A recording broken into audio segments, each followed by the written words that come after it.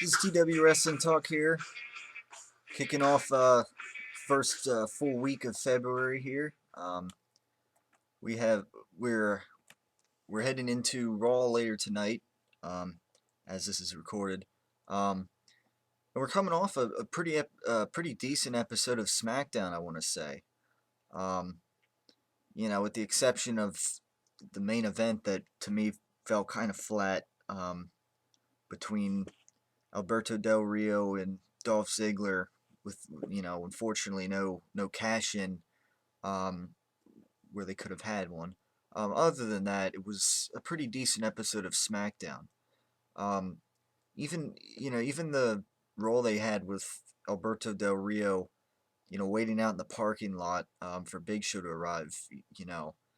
He looked, he seemed a little more intense there. And I think it's a shame because for the most part, Del Rio is not a kind of guy that I've ever been able to take seriously, as a serious threat. But they had an interesting little segment with when Big Show arrived to the arena, and he was kind of trying to outmaneuver Alberto Del Rio, um, kind of trying to escape his presence. So that was interesting. And I mean, all the matches they had along the way. I mean, there weren't too many you know matches to me that fell flat there. So it was a decent episode of SmackDown. I'd say all in all. So um, that was good to hear. Good to see. Now I have a list here that I want to this to start off this edition of TW Wrestling Talk. Kind of gonna bounce around a little bit to miscellaneous things. Um, I have a list here from, well, a poll from BleacherReport.com. Um, and the question is, which potential WrestleMania match are you most excited for? And it has eight. That's right, eight matches here. Um, and I find it, I find the list quite interesting, and I'm gonna go through the results of this poll, because I think it's interesting to talk about, certainly, um, the results of this list here. So that's what I'm gonna go ahead and do. Um, First of all, let me just read through them before I give the percentages. Um, The Rock versus John Cena 2, Triple H versus Brock Lesnar 2, Ryback versus Chris Jericho, Randy Orton versus Sheamus, CM Punk versus The Undertaker, Daniel Bryan versus Kane, Cody Rhodes versus Goldust, and Alberto Del Rio versus Dolph Ziggler, um, at the last position on the list. Now, obviously, some of these matches are bound to happen.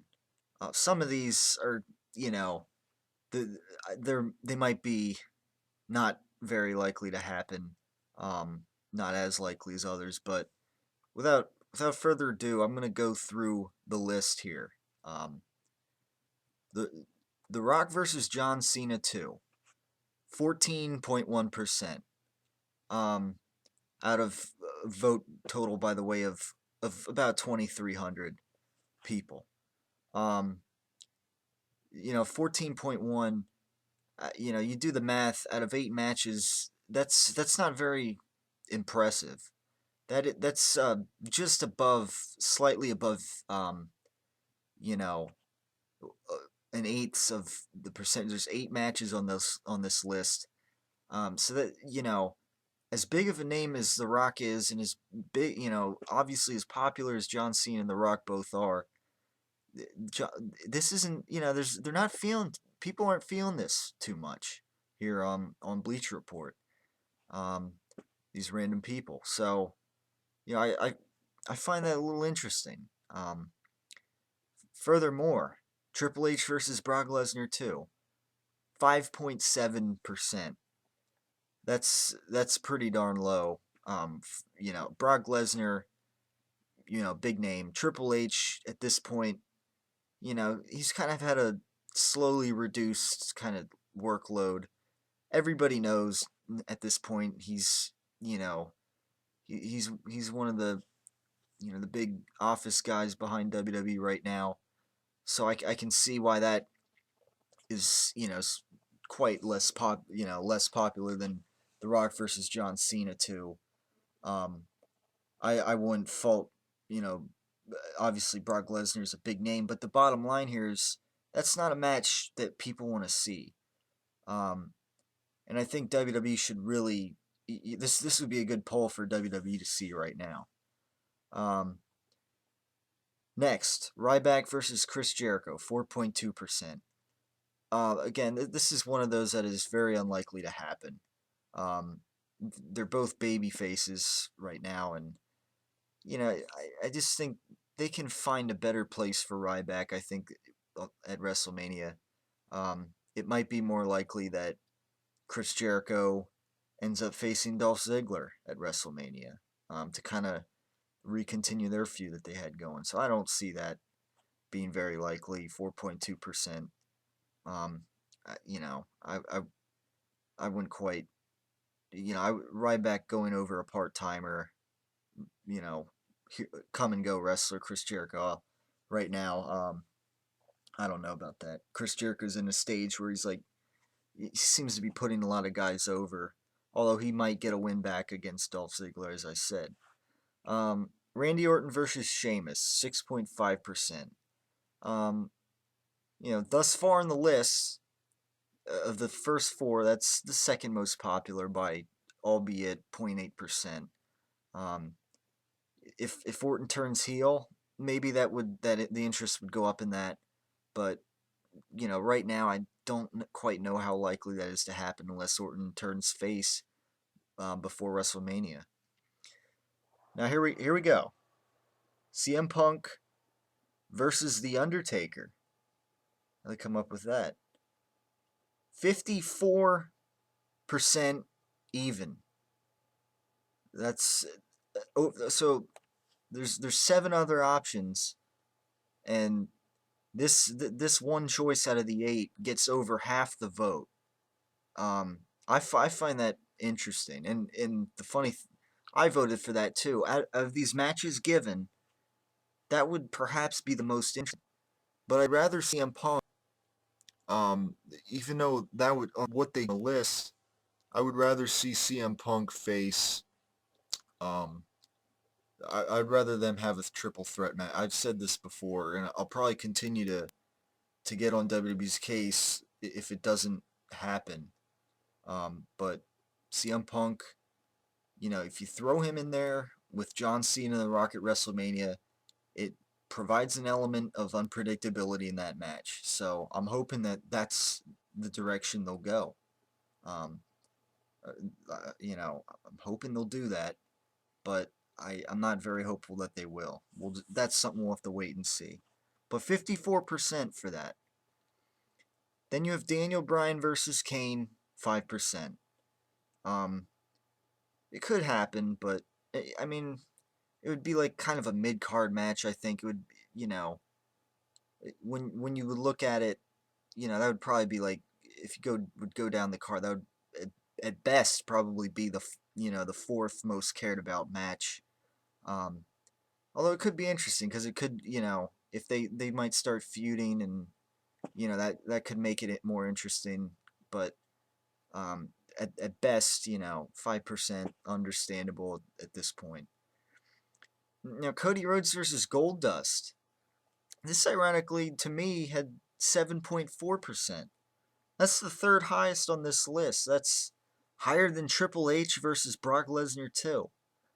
Higher than Randy Orton versus Sheamus, higher than Ryback versus Chris Jericho, and this would be like an undercard match to me. I mean, this would be fifth, sixth, highest on the card at best. If you think about it in terms of how big of a deal it would be. But I don't know. There's this big hype ever since Goldust returned to the Royal Rumble. Whether or not he comes back and maybe has this match against Cody Rhodes at WrestleMania, we'll have to wait and see. But it could be an interesting way to use Cody Rhodes at WrestleMania. Um, but yeah, we'll just have to wait and see. Especially now that him and Damian Sandow are um, going through for singles competition again. So we'll have to wait and see. Now, the final one on the list, Alberto Del Rio versus Dolph Ziggler. I love this one. 3.3%, by far the lowest on the list. And you know what, ladies and gentlemen, that includes your current Money in the Bank briefcase winner and your world heavyweight champion Del Rio. So the bottom line is here, why? Let's think. Why would that percentage be so low, lower than all the other matches? It's understandable that it's lower than CM Punk versus The Undertaker, or even The Rock and John Cena too, and even maybe Triple H and Brock Lesnar. But it's lower than Cody Rhodes versus Goldust. It's lower than Daniel Bryan versus Kane. Lower than Randy Orton, versus Sheamus. That could be understandable. But this would essentially be a World Heavyweight Championship match. That's basically what's being implied here. And I see this as a problem. And I've continued to stress this, that Dolph Ziggler, they've had him lose too much to John Cena. It's to me, that's what they've done. They've done a little too much, burying. Some people don't like the B word, but that's basically how I put it. Burying Dolph Ziggler.